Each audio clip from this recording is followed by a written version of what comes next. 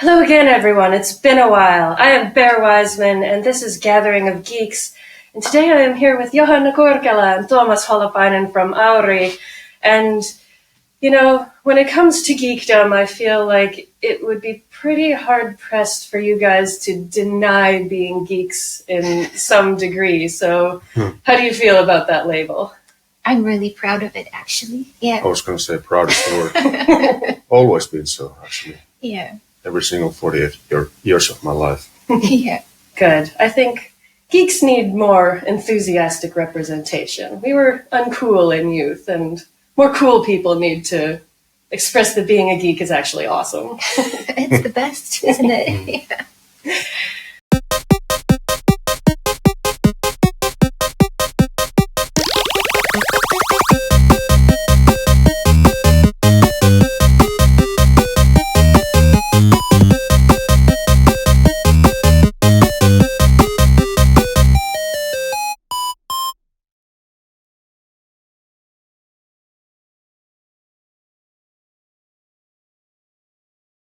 Catching up, you guys just finished up your first tour with Auri, so how did that go? Exceeded all expectations, to be honest. Actually, I don't know what we expected. Just to have a good time, be able to do all those shows and transfer emotions to people.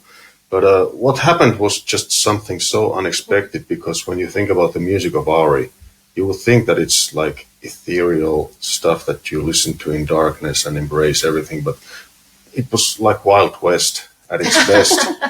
People dancing throughout the songs, and like Helsinki, Paris, London. It was just really wild, really enthusiastic, and we got a standing ovation on every single show we did. And the harmony between the band members was just out of this world. The crew as well. We heard commentary like one of the best tours that we've ever done in the past 40 years. So it was just 6 weeks filled with love and emotions and wonderful experiences. Also, the feeling of going back to your roots. We were playing small theaters for 200 people, churches, really intimate stuff. I don't think I've ever played where people are so close, like literally a meter away from my keyboards. They were right there. And at first it felt a bit awkward, but I got used to it, and it was quite lovely, actually. There is something about the intimacy of, shows with the band and the audience, because of course, privacy and personal space is one thing, but I've noticed I think I checked my stats recently, I'm assuming every show I've popped by at a festival counts as one. I've been to over, I think, about 1,200 shows doing the journalism for as long as I did it. And as cool as the big stadium performance is, and the big show and the big production, there is really nothing that beats that smaller intimacy, I feel like, where everyone's just in a good vibe, and there's this energy flowing back and forth from the audience to the stage and back, and it's really nice. It's a genre thing as well. The kind of music that Auri does, these kind of venues work perfectly. But when I go to see something big and bombastic, I mean, Metallica was pretty awesome on a huge football stadium back in the days. True, but the connection is, I think, what it boils down to for me, at least. Yeah, when you can't see the people, you can't see the front row. It's a bit weird. Yeah, I love to see people's faces and lock eyes with somebody in the audience and share smiles or tears. It's beautiful. All of life is compressed in the same moment and shared together. That is beautiful. I've actually been wondering, how do you manage to be so emotional and still sing so beautifully? Like, I don't know how you do it. Thank you. There's a very peculiar type of magic on stage that I think every performer knows, that it's not really something that entirely is of you, if that makes any sense. There's this energy, this magic, I don't have a better word for it, that happens that somehow feels like it's coming through you. I mean, like even with my voice, I feel like I can't take credit from it or of it, you know. There's just something, I mean, even when you feel a bit sick, it's still there, or, you know, it's just, or the emotions take you, but I can't really put my finger on what it is, or nobody luckily can yet explain it. It's still a mystery to all of us how music makes us feel. When you step on the stage, you leave yourself behind. It's the same philosophy as when you start doing songs. When you enter the home studio, you leave yourself behind. And what I mean by yourself is your ego and the sense of self.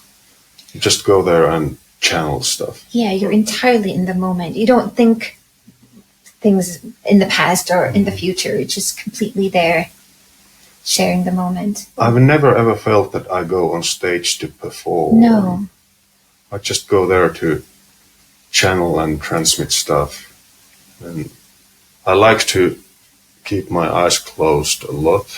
I want to feel the moment and the energy from the people and from the other band members, to really think about what this song is about, think about the story, see it as visuals when I play, and that really gets me on the mood. And every now and then when you have a moment of maybe you're a bit sick or not quite feeling it, a good tip is to find somebody from the audience who you see that is really enjoying the moment and use him or her as an anchor. Like, okay, I'm not really feeling it, what's going on? And then I see somebody really enjoying the moment and just keep going back to him or her. I love that. I think it's sort of its own sense of magic, and people talk about, you know, being present more and how kind of detached and distracted we are these days. And I think those moments are hugely just important, even for your own soul, to kind of be able to just be one with the moment and not be thinking too much outside of it. And Absolutely. I don't. Again, it's a genre thing. I completely understand when you go to see a circus performance or something more upbeat, more entertainment, that you have to have certain maneuvers to entertain the people. That's how it's supposed to be. But with Auri, with Nightwish, it's something different, at least for me personally. Yeah, taking an inner journey individually, but also collectively. It is connection. I feel such unity. I think that's in a world where there's so much disconnect. I think music, and especially in the live environment, shared live music together is a massive conduit of unity for me, at least. Yeah, I think it was the Tambre show where I wanted to do something a bit different, because I like to write about shows still once in a while when they seem special. And at the third Auri show, I thought, I really want to do something completely different. And so I shut my eyes for that whole show. I even swapped with someone else because she was kind of behind a tall seat and couldn't see. And I was like, well, I've seen this already. Take my seat. I'll sit where I can't see. I'm going to shut my eyes anyway. And then I used to do this when I was young, and it's sort of, I think, old age has kind of beaten this out of me. And I wanted to reinvigorate this ability that I used to have to go on like a little, almost like a psychedelic journey just into my imagination while listening to music. And so I just shut my eyes and I thought, okay, what is this music kind of invoking in my mind? And I think it was Troy's pipes that brought this little kind of like fawn, fey creature, like maybe about this tall, maybe kind of looking a little bit like Baby Groot, but with antlers and, you know, the little satyr legs, who's just kind of dancing around and playing the panpipes. And I thought, all right, that's cute. Let's see where this takes me. And then there's the little spiritual bear cub that generally represents the memory of my dearly departed adoptive son, who I like to keep alive in my imagination as much as I can. So I thought he should be in this journey as well. And then I put these two together and let them go where they wanted to go. And it was quite a little trip through my mind following the music, that they went up through this kingdom, but the kingdom was kind of on top of like chanterelles in this sort of strange Dark Souls sort of way. And then Auri from the King Killer Chronicles kind of greeted them and said, "This place is not safe. Please escape into my imagination." And then that brought to this valley where they were kind of going down the road and the trees were dancing, and up ahead was an Idumaru caravan, and most of it from there on was involved with the caravan, but I was just having this strange little dream state in my mind listening to the show, and it was really fun. I enjoyed it thoroughly. I love that. That's amazing. Wow. Thank you for sharing that. That's the weird place that my mind goes when I listen to music. I love that. That is absolutely. Something a bit similar that I sometimes also use as a technique when I'm on stage, that I imagine some fantastical creatures that I've spent my childhood with, being on the audience and enjoying the Auri show, the Nightwish show, like the folk from Moomin Valley, for example. I know Pearl Diving is Moomin Papa's favorite song, and the Valley is Snufkin's favorite song. So I kind of, on this previous tour, whenever we would play the Valley, I thought Snufkin's right there, really enjoying this song. And it really takes you places, having those little mind games. Or folk from Duckburg, or from whichever fantastical world. That actually, Snufkin did show up in the camp during the Valley and was, I believe, telling everyone that they should come visit his Valley sometime and explore over there. So. Lovely. Well, do you guys actually get a chance to be, you're so well known in the music scene, but do you guys ever get a chance to just go be fans yourself at places? Do you ever go to conventions or things like that? Not really, do we? I would love to go and do more, but... like Comic-Con is something that I would love to visit. We just haven't had the chance to do it yet. Yeah, definitely. I want it, because it's now been organized in Finland for the first time in the last 2 years. And we just couldn't make either one. Yeah. Actually, we got invited there even, but we were on tour.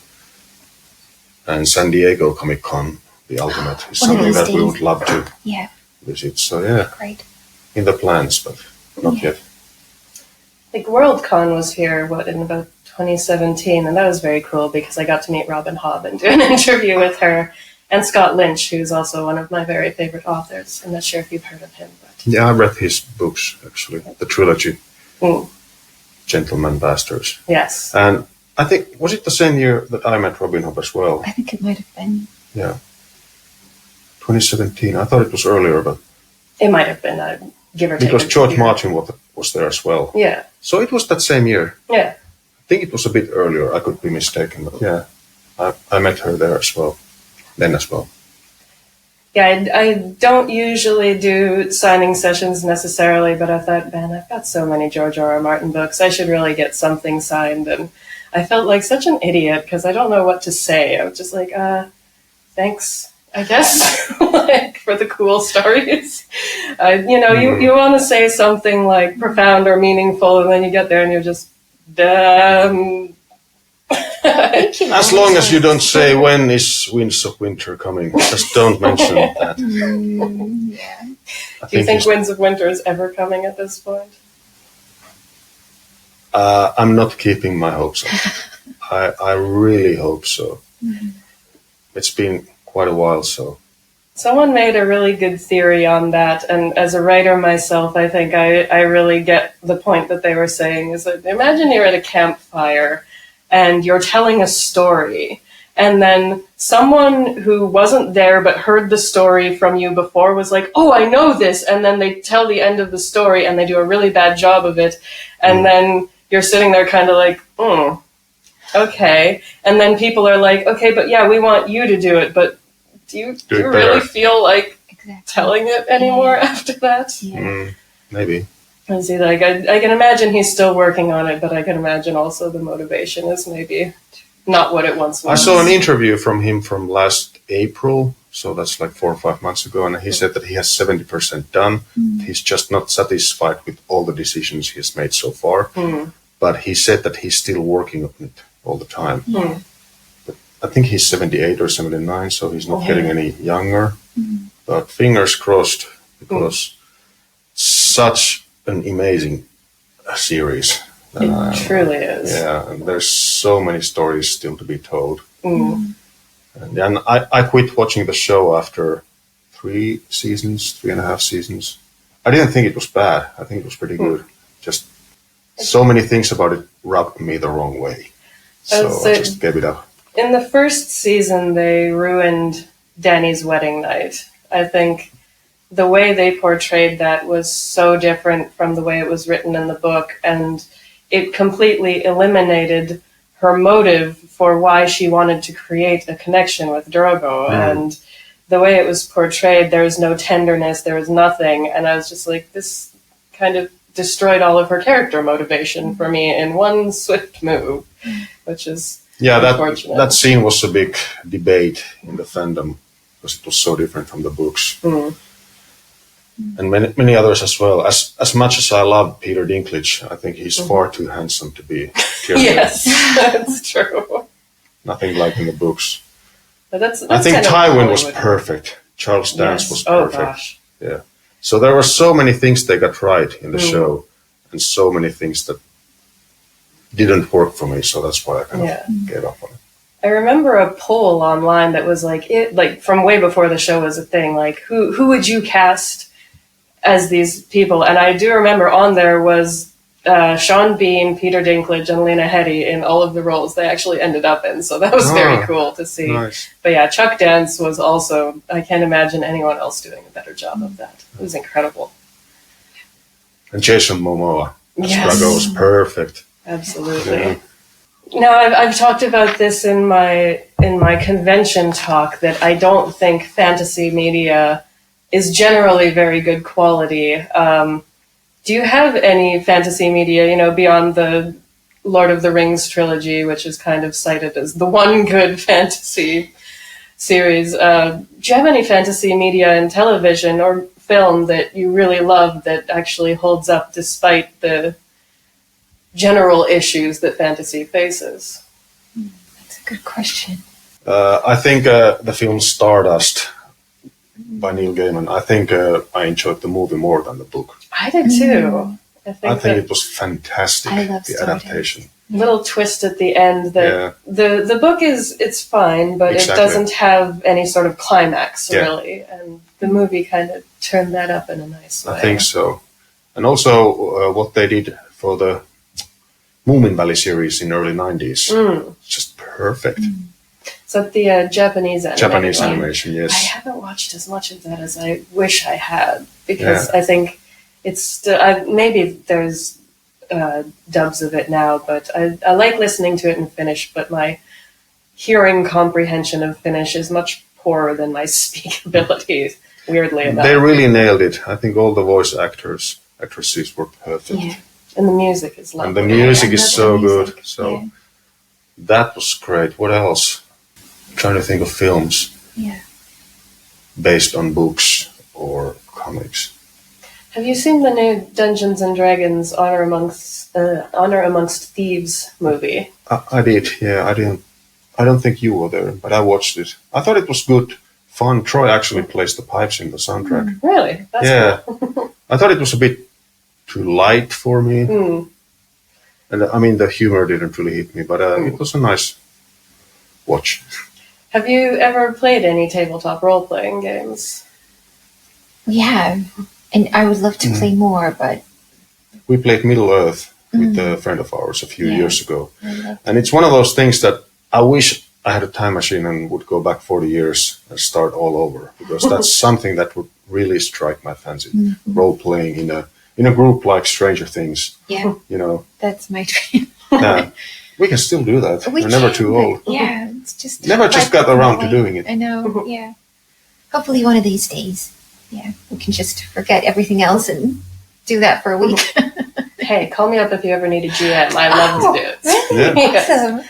I run a campaign called Into the Darkness that is using the Zweihander system, set in this world based on the worst board game I've ever played, called Kingdom Death Monster, which was pitched as a Dark Souls meets Civilization meets Monster Hunter.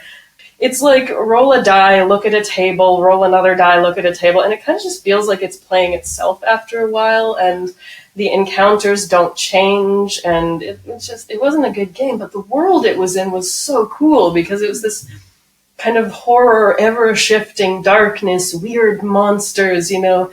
The first boss is a lion that has human hands and weird things like that. The second one is a screaming antelope that's stomach splits open and screams at you and creates terror. So I wanted that world, but I wanted people to be able to go around and explore it, not just roll a die on a table and get screwed even if you roll a 12 on a d12. It was just a dreadful game.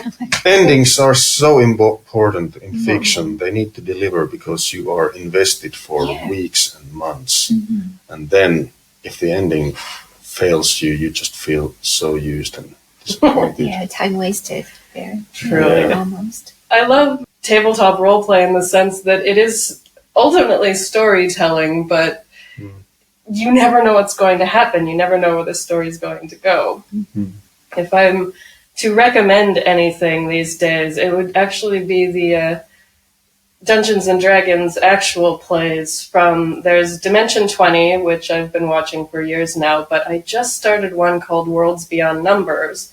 They are phenomenal. They're all like professional actors, improvisers, but they're all such geeks and they're so dedicated to good stories and good character arcs. And this current one campaign that they just finished was called The Witch, the Wizard, and the Wild One.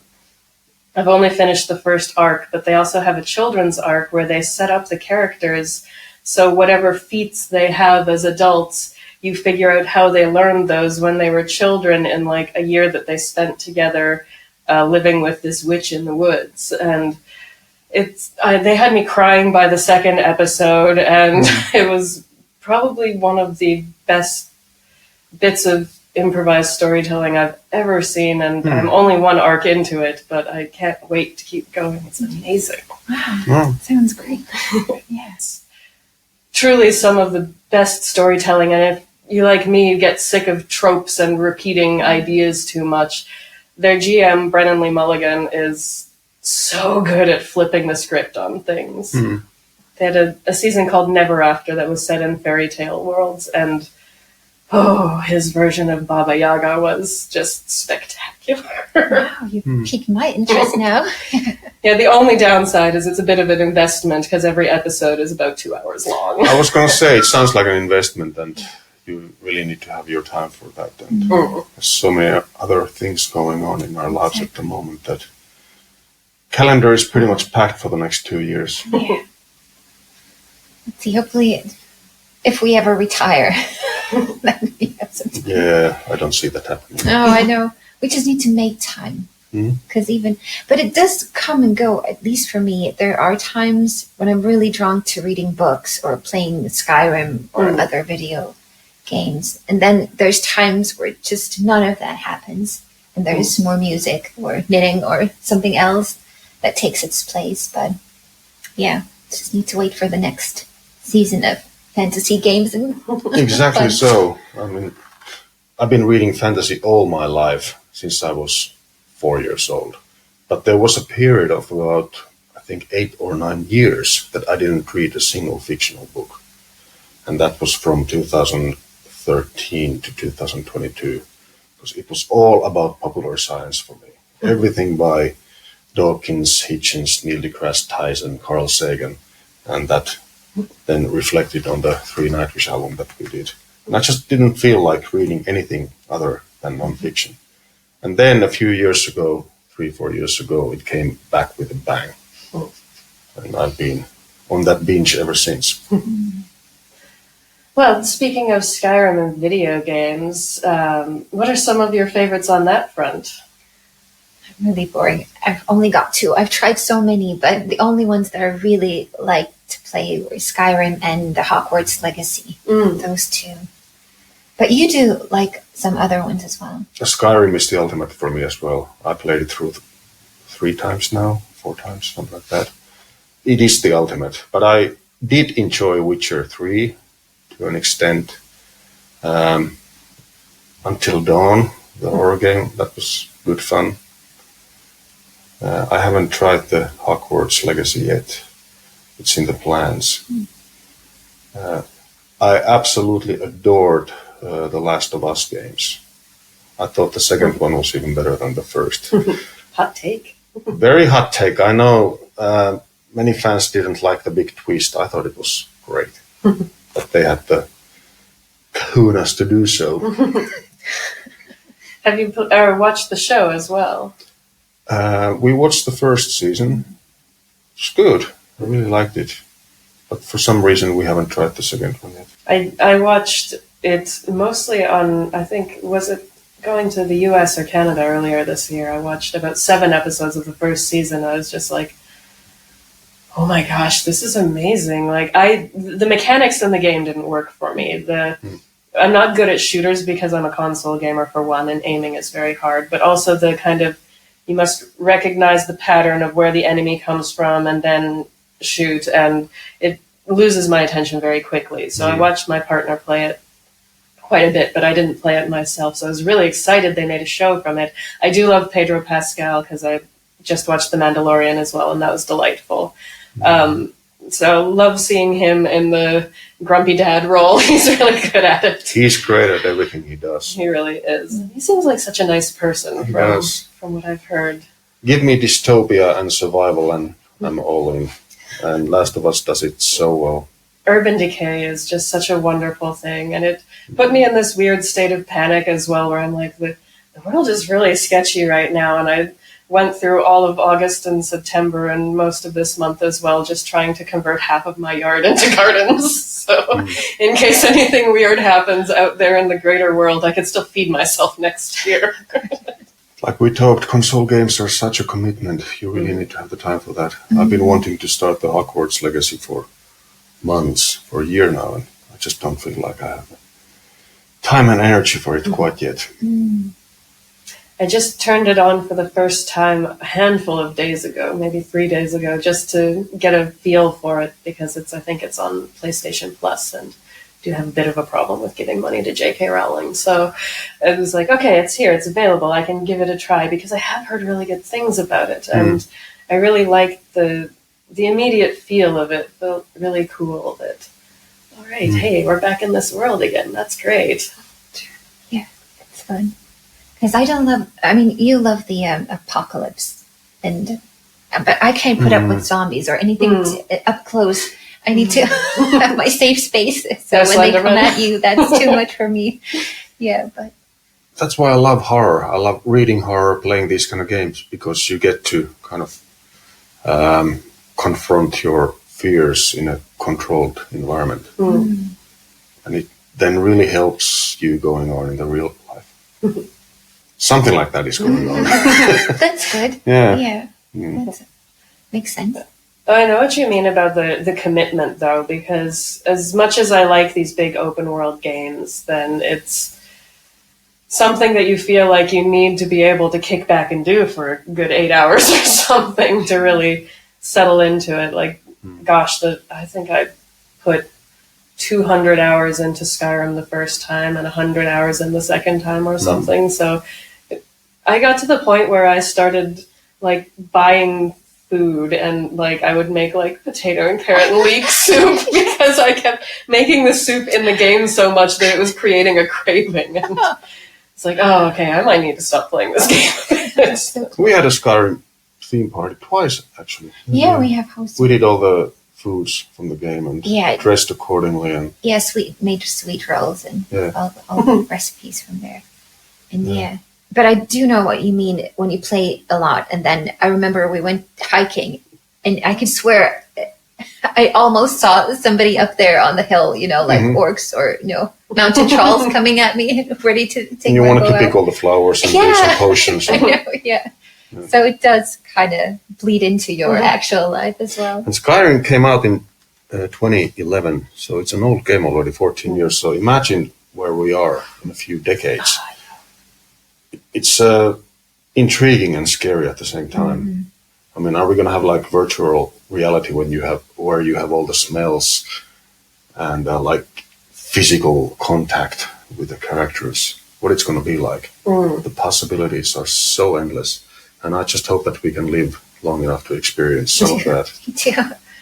And I wonder where the VR technology is today, because we did buy the VR Skyrim when it came out, but that's years back already. Yeah. And that didn't really feel nice. No, it made me really sick after 20 minutes. But indeed, maybe. But the idea is just wonderful.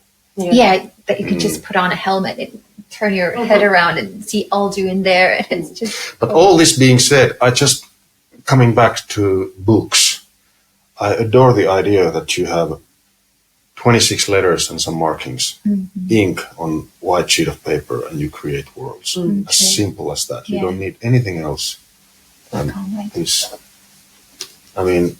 Movies are great, games are great, but they require so much stuff. But this is just this. And then what happens inside your head when you are invested changes everything. True. It's still my favorite form of entertainment. It's truly a wonderful thing. Like, especially, I'm someone who loves a beautifully phrased sentence, and that's why I love Patrick Rothfuss so much, because I do understand the criticisms about his books that, like, his main character and his love interest are kind of tedious at times, but like, in defense of Quoth as well, he does get the shit kicked out of him quite a lot. He is not perfect by any means, which people seem to use as an accusation against him. But he has such a beautifully poetic way of putting things, and I think his world building is really spectacular. I did my bachelor's thesis on his world building because I wanted to explore like how he managed to bring these like wonderful cultures to life and make them feel unique and real and lived in. And he's got a really nice gift for that. He really does. I mean, when it comes to reading, I'm usually a character first reader. If you have four things: characters, story, world building, and prose, then it's a perfect book. But even if you have like two of these, it's still enjoyable. But you need to have characters that you care. Otherwise, it doesn't go anywhere. And Rothfuss really knows his world building and characters. I mean, the story is not that special, actually, when you think about it. But you just want to be in that world, spend time with the characters, see where it goes. It's wonderful. And, the ultimate example is The Lord of the Rings. Because it ticks all those boxes. Yeah. It's just the ultimate story of going to hell and back. You love those characters. You want to go to Lothlorien. Of course you do. Yeah. The world building, the history, everything. It's just the best tale ever told, still. That's another one I need to reread because I've only read it once, and it was before the films came out, so I was probably in middle school or maybe early high school when I started reading them. But my mom would always kind of like feed me books that my brothers had read. They're 6 years older than me.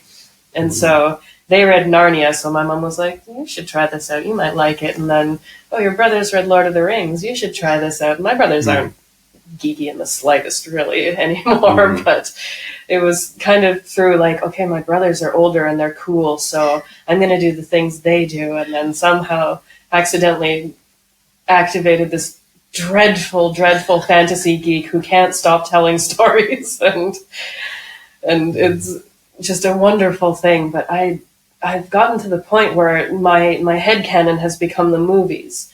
And I know that the movies, I understand why they did it in The Two Towers, but they ruined Faramir.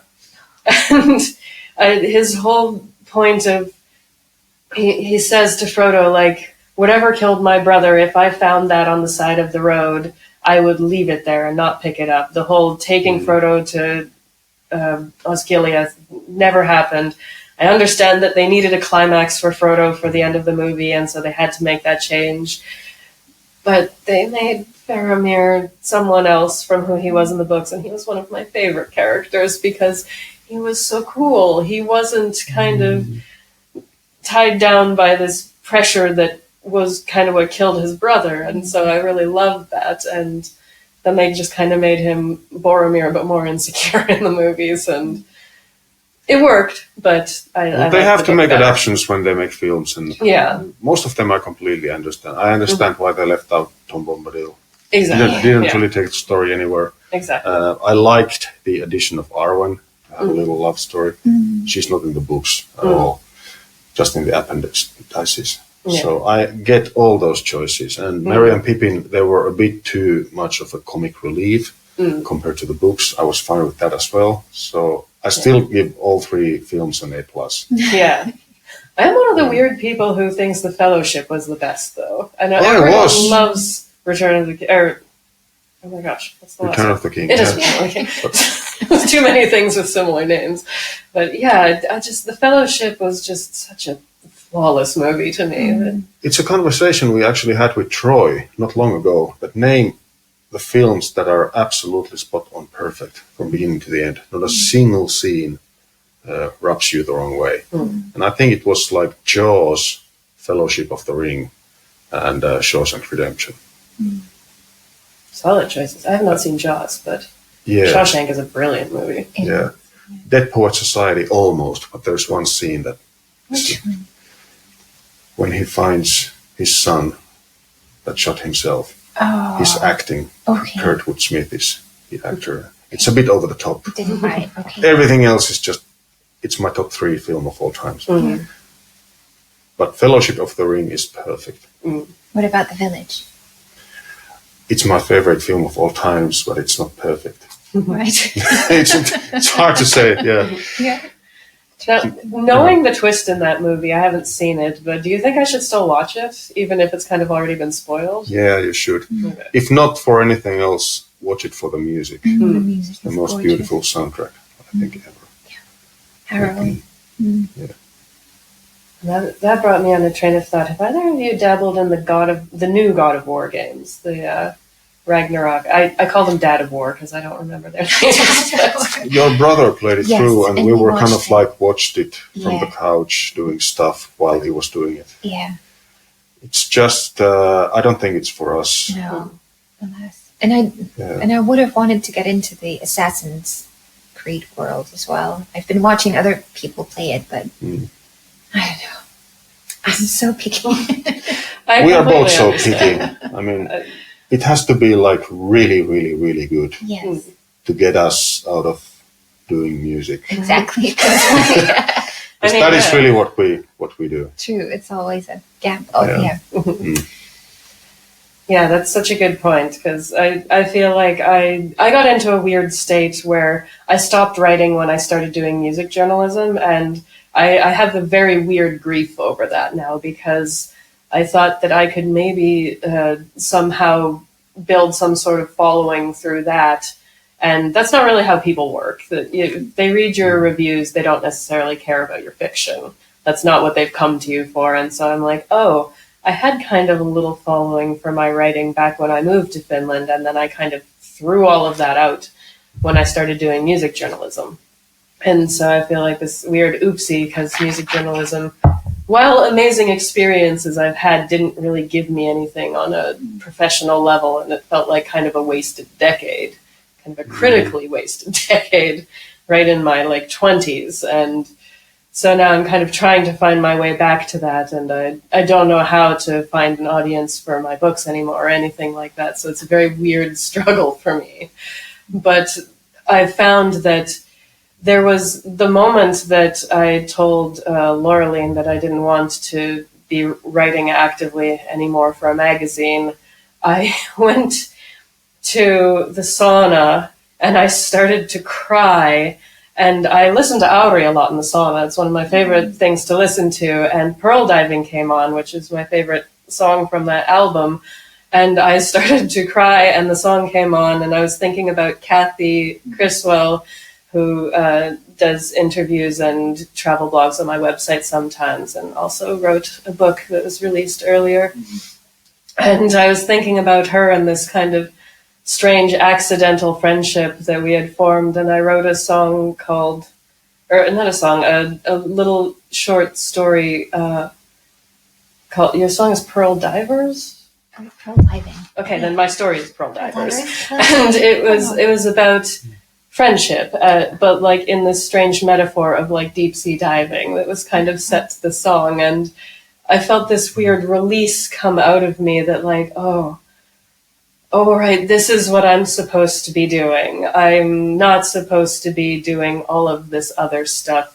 This is what I was always like most connected to and best at. I'm a weird jack of all trades, master of nothing, but writing is the one thing I've always felt that I can do in a way that's unique and that sort of thing. So, but I do have actually a lot of all of your collective music on my things that I like to listen to when I'm writing, because I find the atmosphere really works for the types of stories I like to tell. So it's amazing. Lovely. Thank you for sharing that. Yeah.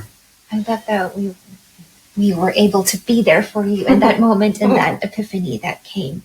And you're totally right. I mean, I already started your the first book of the Vidmar Chronicles. And I really love the way you write and the characters, and you really have. I love the just the ideas that you have and how you approach fantasy. That really resonates with me as well.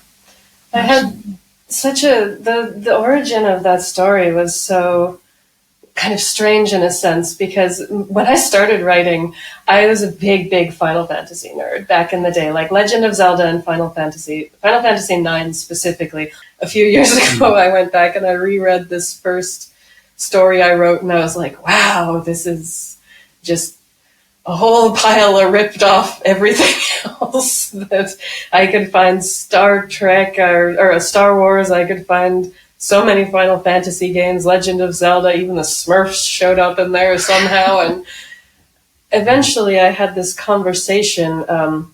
Before I moved to Finland, I was dating a guy who was also really into writing fantasy. And so he and I were just kind of spitballing one day, like, okay, if you and I were writing, like, we're in a fantasy story, like, what would that story be about?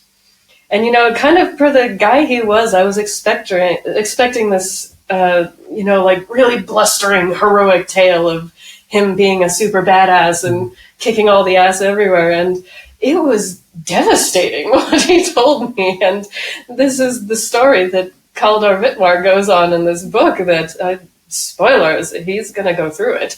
But it's not about saving the world or, you know, you play enough video games where a group of 16 to 25-year-olds band together and save the world, and you're like, this is cool, this is awesome, this is heroic, but I'm never going to do that. I'm never going to band together with a party and save the world. And that's where his story kind of crept inside me and made me feel like this is actually important, because you think about, like, all of the moments in a lot of great storytelling, but there's not a lot of emotional fallout. That, you know, Jon Snow dies and then he just kind of gets revived, and he's just kind of, no one spends a whole lot of time on pondering the meaning of life or anything that you might do if you died and were resurrected. Does he get resurrected? Did I spoiler? I'm so sorry. No, he dies in the book. But, I didn't watch the series. Oh, okay. I haven't watched the series, just the first three. It does. It doesn't matter. I'm not going to watch it. So, but, yeah. You mentioned something really interesting there, like fiction teaches you things, and this is something that the non-fiction police doesn't always get. How much reading fiction, watching fiction, playing games actually teaches you about life. Like when I read everything by Enid Blyton when I was a kid, the famous five and everything. I learned that things are never what they seem at first glance. And it was maybe the most important lesson that I learned when I was a kid. Never judge people. Never judge a person by the looks or by a certain scene. And these Agatha Christie style books taught me that there is more to it. So investigate, gather some evidence, give it time before you make a judgment.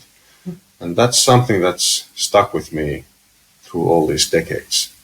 And I try to remember that whenever I meet a person that rubs me the wrong way, or like, why is he acting like this? So don't go immediately like, get out of here. Tell me your story. Why are you like that? And also reading The Lord of the Rings for the first time really taught me what true unconditional friendship is. And Samwise Gamgee taught me that. And that's something I've embraced ever since. So fiction is crucial to you, especially when you're young. Yes. When you are that sponge that sucks in everything. Yeah. I think that's the thing I go for when I'm writing, is that, like, the whole, like, if you go to my website, the first thing you'll see is you don't need to save the world to be the hero of a story, or some phrasing of that our life is an adventure. And I think, like, to me, the meaning of life is just to experience it, to experience as much as you can. And, like, I've always been someone who wants to, like, gather as much information as I can before I make up my mind on anything. So even, like, with like religion, for example, I started as, like, atheist and then kind of got converted to Christianity in my school years by my friends who were all Christian, and then started to think, and you know, some of this stuff doesn't really make sense, and some of this stuff is really hurtful. And I started to kind of, like, piece together different things from different religions. What do they all have in common? And then I started reading about people who died.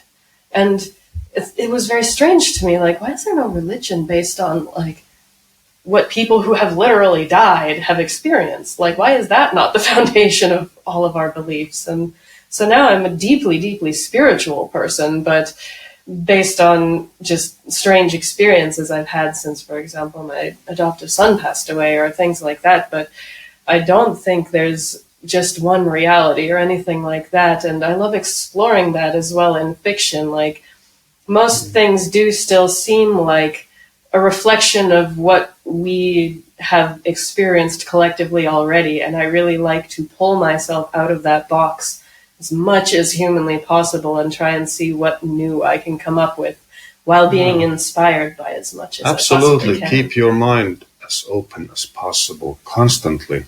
Just don't keep it so open that your brain falls out. Yes, that did almost happen once. It wasn't fun. The important thing is to be humble and remember that there are things that you don't know. There are things that nobody knows. So keep an open mind. But also don't believe in stuff because it makes you feel good. So you have to be critical about almost everything in this world. But like you said, the meaning of life is to live.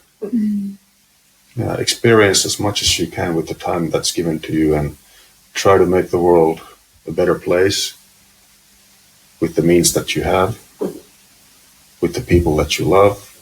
Make it meaningful. Now we went to the deep end.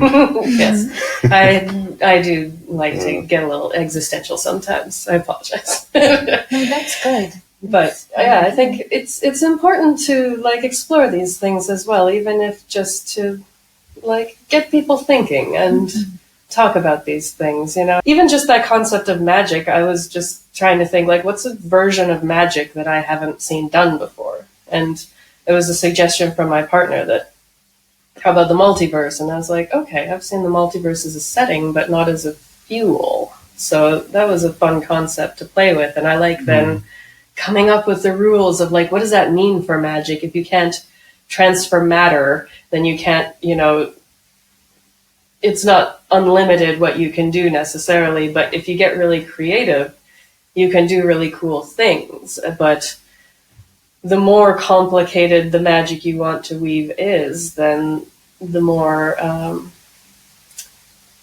like difficult it is to achieve through this portal opening in the multiverse. And it's fun. It's a really fun thing to play with. Have you read Mistborn by Brandon Sanderson? I have not. I think it has the best magic system in all of fiction that I've read. So highly recommended. He's on my list. I think I tried reading The Way of Kings, but Or the Stormlight Archives. Yeah, got about halfway through that and fizzled out. I haven't tried that, but Mistborn was brilliant. I have to put that on my list. He's one of the few writers out there I've heard that actually encourages people to write and make a career out of it. So I appreciate him in that sense. he's incredibly efficient. He comes up with like 2 books a year or something. Very productive. For me, I mean, I do resonate with you in that. For me, fantasy has always been a way to kind of understand our reality. It's been this dimension, or it's just given me. It's broadened the scope of how we look at things, because here in this physical world, it's pretty limited how we sometimes end up.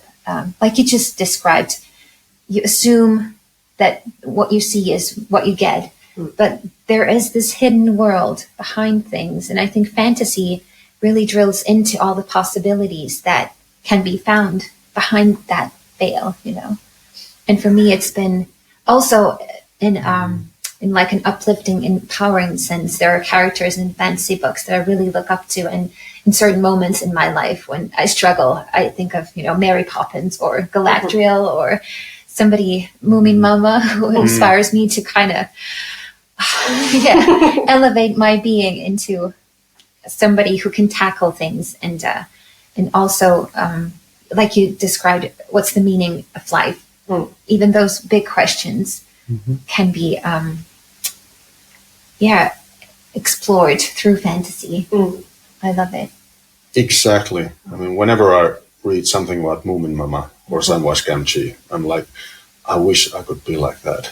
They're an inspiration. And I try to keep that in mind all the time. Absolutely.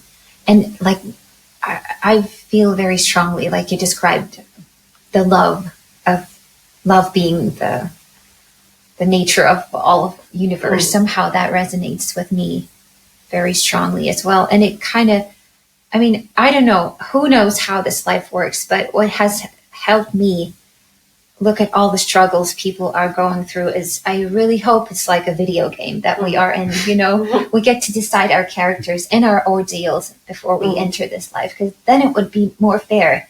Whereas if we only have one life and you're like entering a lottery, and this particular that you drew, it seems horrible, but if it could be a choice that somebody somewhere made to come and experience these things, then it wouldn't be so bad, right? I've absolutely explored that idea, and the more I think about the world I live in and who I am, I'm like, oh, I picked this. Exactly like you said, it was like character selection. I was like, okay, you put this on hard mode, and you're like, okay, you're gonna like never succeed at anything you try. So let's start with that. And dice will hate you, and you're going to love dice games. So this is why I started GMing, is because I can't roll higher than an 8 on a D20. So at least now, if I'm the GM and I roll like dog crap, then everyone else wins. So it's fine. So all of these things, I'm like, yeah. And like, to live through a world that looks like it might be facing some sort of potential apocalyptic disaster, the more I pay attention to the news, that seems like something I would have picked too. So, yeah, did I do this to myself on some cosmic level? It's good to remember that. Imagine we had a worldwide news network in the medieval ages. What the news would be like. Okay, another 20,000 dead in France today. Bubonic plague is spreading. All the time. So actually, in 2025, we are living the best time of mankind ever by a mile. It's just that we get force-fed this bullshit all the time. And I don't mean that the world is a perfect place. There are horrible things happening. But I do this mind game in my mind all the time. Medieval news. Just imagine how it was. It's so much worse than this. Yeah. So I think, because the human race is bound to pessimism, because that's a method of survival.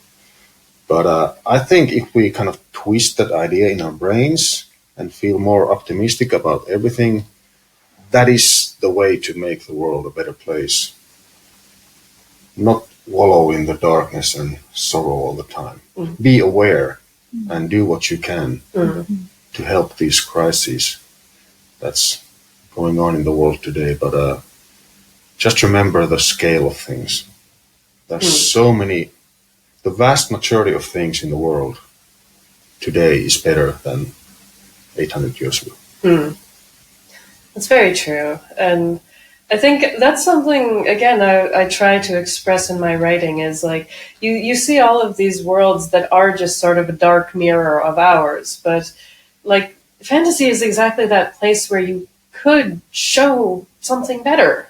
And that was, in my world, there's this place called Androne that is my kind of shoehorned real world continent that the story will probably pass through there once or twice and terrible things will happen. But generally speaking, the main setting of Isidore, where my characters live, was actually kind of inspired by Scott Lynch's Gentlemen Bastards. I was like, what if your leader was actually someone who dedicates their entire life to, like, spending time amongst the people, like, let's say, some months to half a year or whatever, you spend with the farmers or the tradesmen or abroad or whatever, and you learn as much as you can about everything. Like, that to me would be someone I would want as my leader, someone who understands people and doesn't have a desire for power or control, but is really a servant of the people who takes care of everyone. And there's like societies founded on the concept of community and care, and that things like happiness and joy are actually considered essential parts of life. Food for thought. Yes. Yeah. Do you know if he's still writing, Scott Lynch?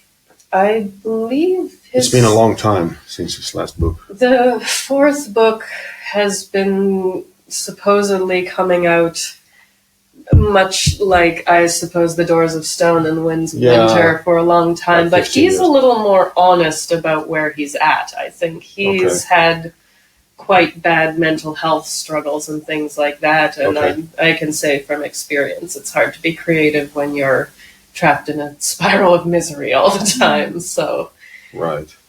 Okay, so let's keep on waiting then. Yes. Have you ever by any chance read his wife's stuff, Elizabeth Bear? No. I've only ever read one of her books, and I really should read more, but she's, I think, quite good. She's proficient at what she does, at least. I don't remember the book very much, but I remember thinking, like, wow, this is really well written. So. Right. Again, so many books out in the world to be read. Yeah. And written as well. Yeah. So much. I know. Yeah. But I'm sure the right books will find us, and the right films and games when the time is right. Yeah. Sorry, you were saying. Oh, yeah. No, I was wondering, are there any books on your list that you're really dying to get to that haven't got there yet?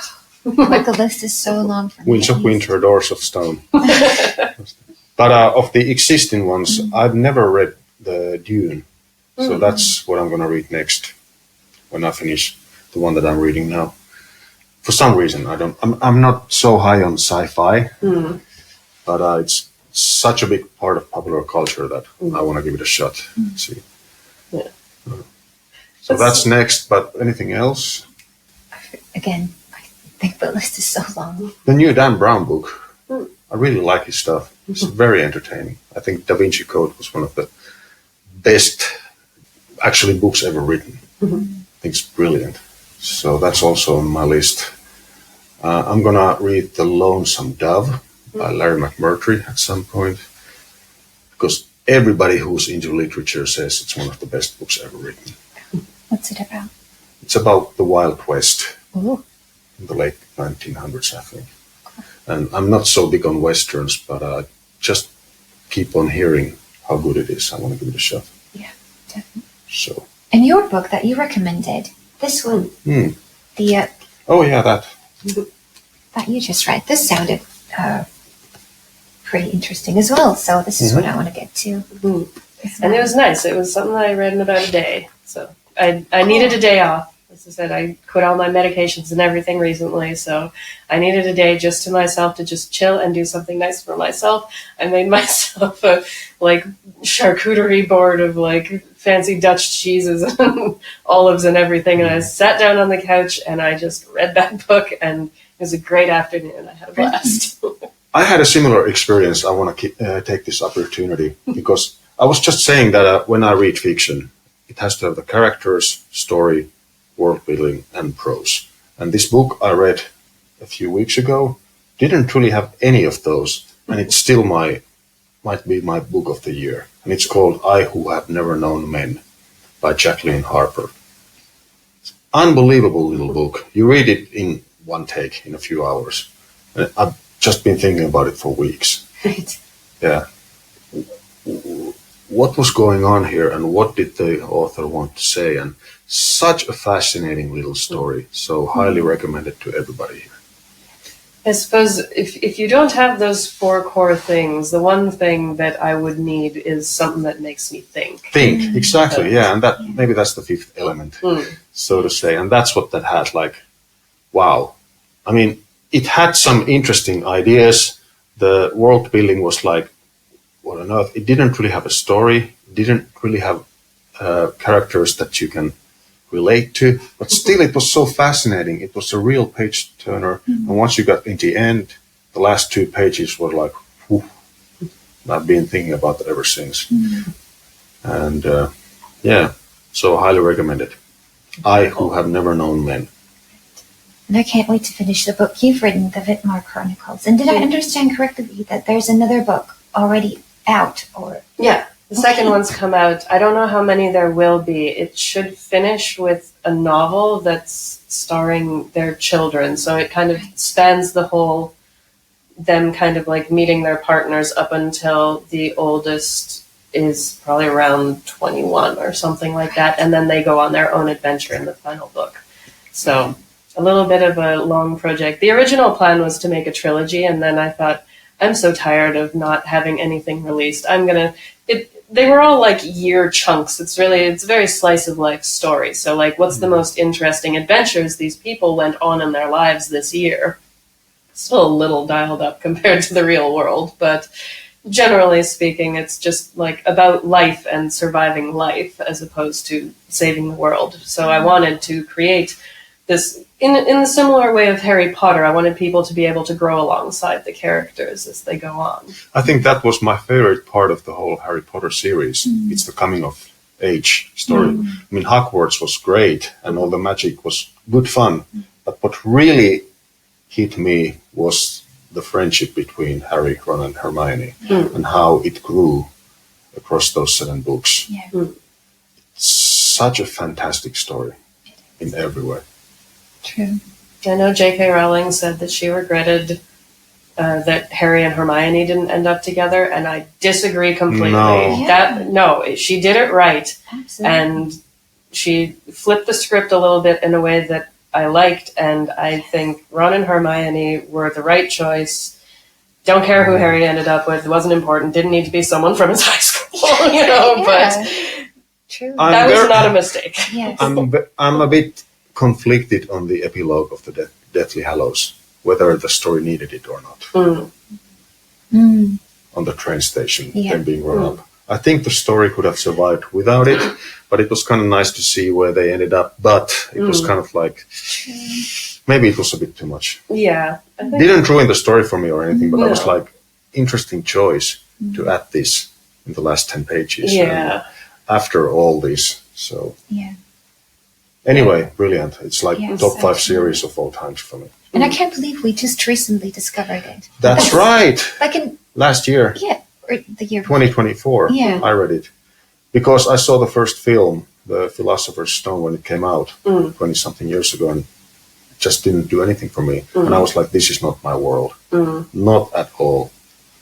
And 20 years later, I said, okay, let's give the books a chance. And just Wow. And thanks to Martijn and Robin from my bandmates from Eye of Million, our dear friends who introduced us into the books, and they were giving them a big shout out. And I really don't get how people who have not read the books can get anything out of those films. Because they go so fast. Oh, they're dreadful. They're quite shallow in my taste. I mean, they should be much longer. Just the pacing is so fast, I couldn't keep up at all. Even though I like the casting, mostly, it's really good, but it's just far too fast. Yeah. So the books is where it's at. Absolutely. I think I tolerated the first two movies, and then they did that big, like, was it the director or the producer or both that they switched, and then they changed the castle, and then they changed the setting, and I was just like, why? Why did everything have to be different? And then I hated the CGI. They made the hippogriff look better than the dog. The Dementors were freezing things. You can be more creative than just saying, oh, it's hopeless, so let's make it cold. I think that was a really shallow depiction of that. If the Dementors can fly, why don't they just leave Azkaban? And then the fourth one was so rushed. The fifth one I don't even remember most of the time. And rushed is the word. Yes. But the books are great. And I really enjoyed the audiobooks by Stephen Fry. Yeah. Oh, that was wonderful. Love his voice. Yeah. I heard a funny story about that he and J.K. Rowling didn't get along very well, and so the phrase "pocketed it" he couldn't pronounce well or something, and so she started putting that into the books more often just to mess with him. Like, petty, interesting choice. Right. I thought that was still kind of funny. Oh, wonderful. Yeah. But yeah, it was a lesson learned for me as well, because again, I judged after watching one film that this is not my thing at all, but it really was. Yeah. Exactly. When you mentioned not being much into sci-fi, and I wonder if I've always not been very into sci-fi myself, and I think that's because I don't like to necessarily talk about fantasy and sci-fi as genres so much as settings. Because I am such a naturalist hippie type person that I'm so obsessed with like the world and its own kind of innate beauty and magic that it has. So technology is kind of the antithesis of this for me. So those settings never appealed to me.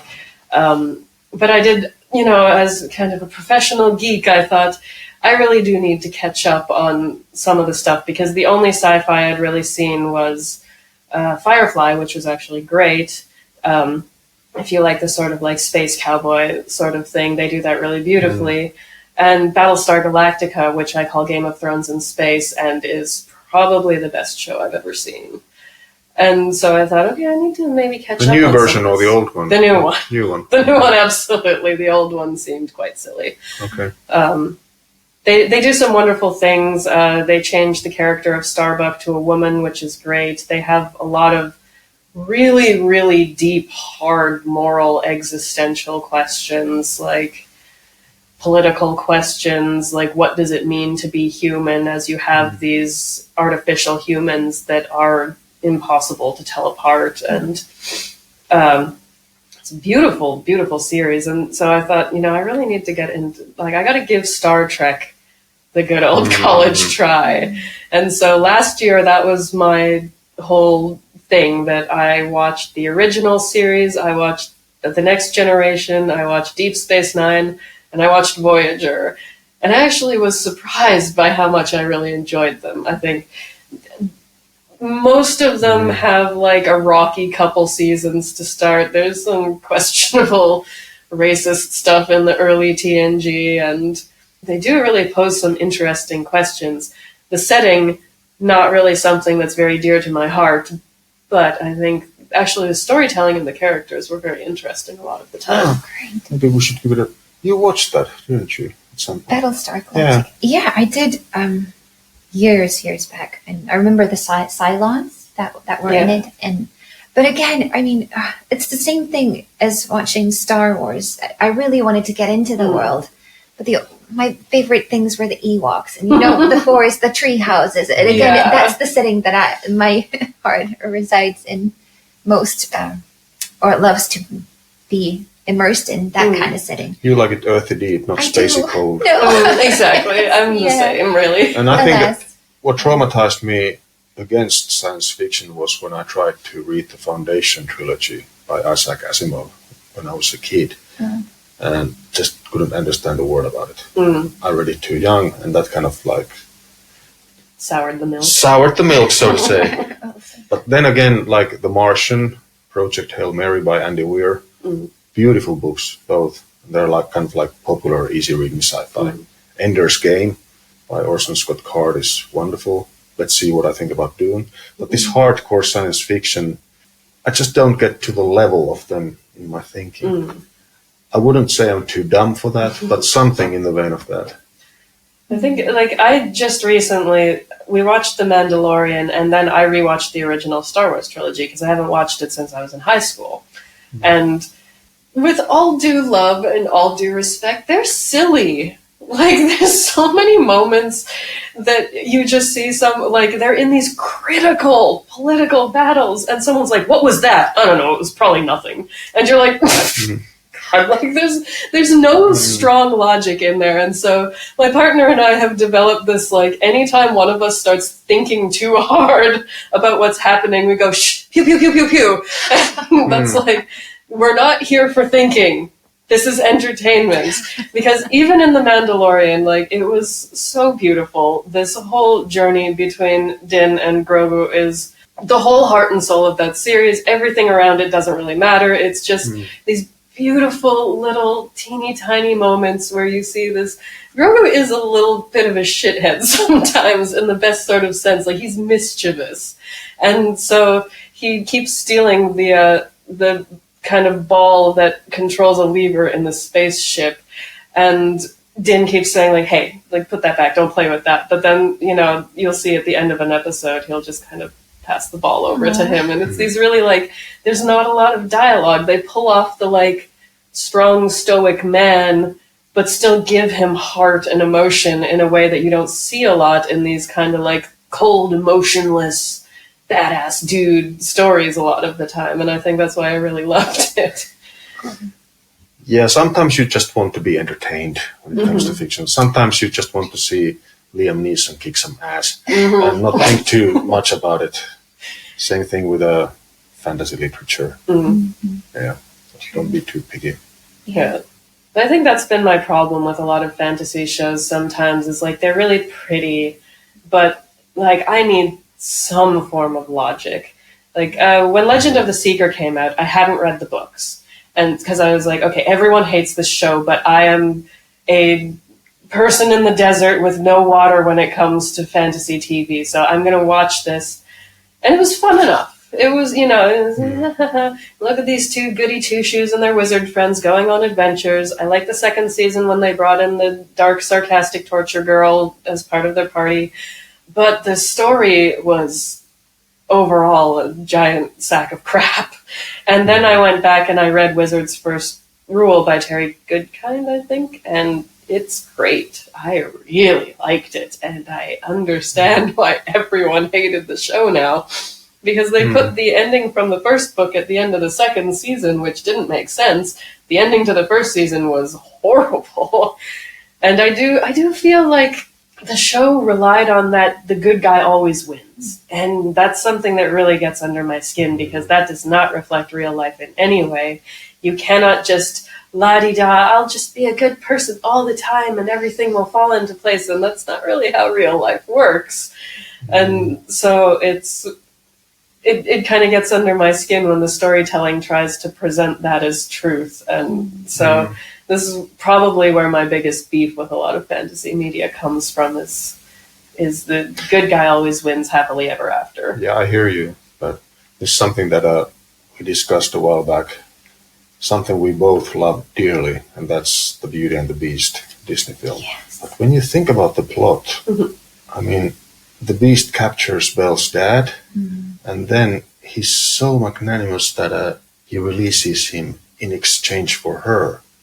She's a prisoner, and then they fall in love, and I'd like to see my father one last time. Okay, it's possible through this mirror, and he's a really good guy for letting Belle see her dad one last time through a mirror. I mean, yeah, you know what I mean? It makes no sense. What sort of person would do that to his loved one or somebody you love? And then I'm letting you go. And then he's the big hero. He's been keeping her for a prisoner for a long time. First her dad and then Belle. It's just not believable in the least. and the Beast is actually quite the dickhead throughout the whole film. Well. So there are plot holes, it doesn't make any sense, and we absolutely love the film. Anything you want to say? Sorry. No, as a kid, growing up watching that, it's exactly. just something that you don't question. It's just, there's a beast, and this is what happens. And I think the redeeming factor is that he finds that magnanimous heart of his in the end, towards the end, because of meeting Belle. Absolutely, but quite an example of the Stockholm syndrome going on. And in the end, happily. But another example, just to mention quickly, is the ending of Home Alone, one of my all-time favorite films. I mean, these two guys come in Kevin's house, and then the neighbor, the old guy with the shovel, dang, let's get you home. And then he wakes next morning in his home. So after all the ordeals, he's left alone in his own house. Well, and the cops are there to take the burglars away. As if that would ever happen. Child services, nothing like nothing. that. No, just go and sleep in your bed. Yeah.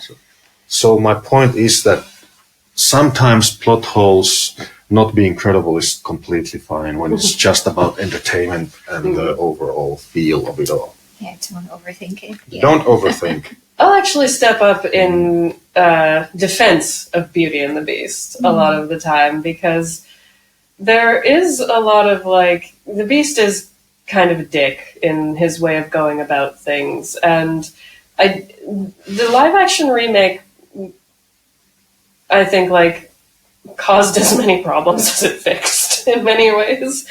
But I did like how they showed a little bit more about why he was the way he was, and him softening a little bit more. But in that old movie, I will say that Belle still keeps her agency a lot of the time, despite what's going on. She has this adventurous spirit. He's demanding she come to dinner, and she's telling him off. Then starve. Yeah, what a lovely guy. Yeah. But then, I will say, I don't dislike enemies to friends to lovers necessarily. If it's done well, it's not done best. But I think that moment I always really loved when they're at the fireside after she ran away and he came and rescued her, and there's still she's still not taking no shit from him. And I think that's that moment where I feel his character starts to turn a little bit from this just absolute dick into someone with a little more substance. Yes. For sure, but still 90% of the film, she is his prisoner. But like you said, she keeps her spirit, and she's not destroyed by being a prisoner, She flips the narrative into Beast letting her go. She's not really a damsel, per se. She's holding her still own. a prisoner. Yeah. Well, it's still one of my favorite Disney films. Me too. It's my top 3, and I absolutely adore it. Yeah. True. So nothing but love for it. But just an example that you don't see things as a kid the way you see them as an adult. Yeah. The world evolves, words evolve. And you have to always understand the zeitgeist, how the world was back then, how people saw things. So history should be remembered, not corrected. And what I mean by corrected is for example, rewriting some of the old books because they have certain language. I think it's dreadful that they're being rewritten. I mean, they are there as a reminder that don't do this again. Yeah, I think the new remake of Snow White is such a beautiful example of this, because they were trying so hard not to offend anyone that they managed to offend basically everyone. Exactly. Just keep it as it is. I've watched most of the live action remakes out of just morbid curiosity a lot of the time. Most of them are really not good. I got only 5 minutes into Mulan before I had to turn it off because it was too awful. The Little Mermaid wasn't nearly as bad as I was expecting it to be. I wouldn't touch Lilo and Stitch, and I wouldn't touch Snow White, because Lilo and Stitch did this sort of thing where the original kind of really makes fun of tourist culture and kind of how not nice it is for indigenous people. And apparently this new remake is all about, like, tourists are great. By the way, Lilo gets left behind in the end. We actually enjoyed it. We thought it was good fun. I think it's the best one out of the remakes or the live action things that have been done, for me at least. Yeah, we went into it expecting nothing, and we really enjoyed it. Compared to other, like the Beauty and the Beast being the worst of the worst. Aladdin is the worst for me. I just couldn't take it at all. I thought the Lion King remake was pretty okay because it looked so spectacular. Yeah. But I think Lilo and Stitch was good. I'll have to reconsider maybe. But yeah. Someone put it in a framing that really upset me. Well, you should give it a try. I don't know. I mean, I didn't watch it with that sort of an eye. Exactly, yeah. We didn't think about those. I think, like, it was written in the context of an American going through what America's going through right now. So the sense of, like, glorifying tourism in indigenous places, the fact that Lilo did get left behind in the end, I think, upset a lot of people. So, as her sister goes I think off we to watch it mainland. on a different mindset. We don't think about those issues. True. It's just good Hollywood fun, and we enjoyed it. Exactly, and we're not so invested in the original. I mean, I've seen it once, but it's not a film that I grew up with. The original Lilo and Stitch, so it was a different sort of setting going into the film. But I wouldn't know. Maybe give it a try, or maybe not. Yeah, give it a try. If you can just again turn the brain off for a bit. Sometimes I can, sometimes I can't. True. Yeah, I can understand that totally. I mean, I couldn't. Well, Beauty and the Beast, even Little Mermaid. I mean, I did watch that as well. Trident made me laugh a bit. I think it was a bit hilarious with the tacky things that he had on. Javier Bardem was so bad in that. Sorry. I didn't like him. I thought he was so flat. So flat. Sebastian was like a tired middle manager in a department store. Overall, they are pretty dreadful. Yeah, I mean, I thought why they actually made Emma them. Watson made a perfect Belle. She was amazing. Yes. The casting in That's why that I one was loved nice. it. That's why it let me down so bad, because I It was was so so invested up until the bit opened that his mouth. destroyed it all for me. I remember you mentioning how much you hated Evermore. Because I was ready to burst out crying, because that's the most emotional part of the original film, where he roars out his pain, and I'm getting goosebumps even thinking about that. And then this lukewarm song bursts out of him, and I'm like tearing up for the wrong reasons. Tears are getting sucked back in. I know, like what? You stole the moment that I was so emotionally invested of having at this point, See how important fictional stories are for us. We grow up with them. Exactly. We love them. We learn from them. They are a source of comfort and solace. So that's why we feel very passionate about them. We do, and changes in the wrong bits are dangerous. But these are all subjective experiences. So we don't want to take the experience away from anybody else. So if there's somebody there who loves these remakes or loves something that we have been bashing now, please, good for you. really good for you, and we're happy for you. Yes. Yeah. I think the most popular article I've ever written was called The Makers of Anne with an E should be set on fire and thrown off a bridge or something like that. And I put this disclaimer at the beginning. I said, like, I am not throwing shade on anyone who loved this series. Like, it's like, I understand that, like, the casting was really good and everything, but Anne of Green Gables was like the first character that I fell in love with as a child. And her story was about hope, and this remake was like hard, traumatic, look at the darkness she endures, little feminist rants that, no, she was not a feminist. She was not trying to work in the fields. She was a very traditionally feminine, gender-rolled character. It was about orphans and how we should not be prejudiced against orphans, but that's not a story that we resonate with anymore, because orphans are like desired now by people more than they are ostracized in dark, terrible orphanages. So I understand why they felt the need to change it, but to me it destroyed everything I loved about the original. And I was amazed that I just put this disclaimer at the beginning saying, if you love this, that's totally okay, like no shade on you. This is just very personal for me, and so I'm going to rant about it. Still, we have those originals that we can always go back to. Exactly. I don't think there has ever been a remake or a reimagination that's ruined the original for me, because I can always forget about that one and go back to the starting one that I like. So I don't really get the mindset that I can never enjoy the original again because I've seen this. Like, I just don't get that. Yeah, no. I think I can edit my brain pretty well on that front. And plus, Anne of Green Gables has the 1985 made-for-TV movie, and it is perfect. That is a perfect TV imagining of a book. Just perfect. They didn't cut anything they didn't need to, and it's exactly as long as it needs to be. So, looking at the time, I know I have to let you guys go. My last question, which I have been forgetting for like the last 10 times I've done this podcast, was, do you know of any geeks you want to out that you think would have fun chatting about this sort of stuff? Robin and Martine not included. They're already on my list. Well, they would have been. Yeah, I was going to say actually. I'm so slow at questions like this. The things, the answers pop to mind tomorrow or next week, and then I'm like, oh, why didn't I say that? We'll send you an email. Okay. Yeah, we'll think about with it. a list of names. Yes.